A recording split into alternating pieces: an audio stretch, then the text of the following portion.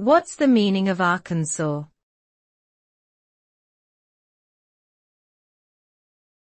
Arkansas.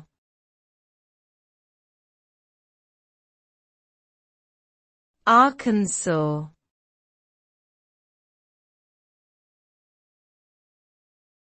Arkansas.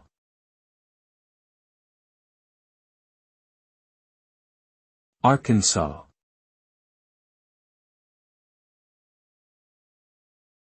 Arkansas is a state located in the southern region of the United States. The name Arkansas comes from the Quapaw tribe, who were originally from the region. The word Arkansas is a French interpretation of a Sioux word, Arkansas, which means downstream place. Arkansas was admitted to the Union as the 25th state on June 15, 1836. It is known for its diverse geography, including the Ozark and Ouachita Mountains, the Mississippi River, and the Delta region.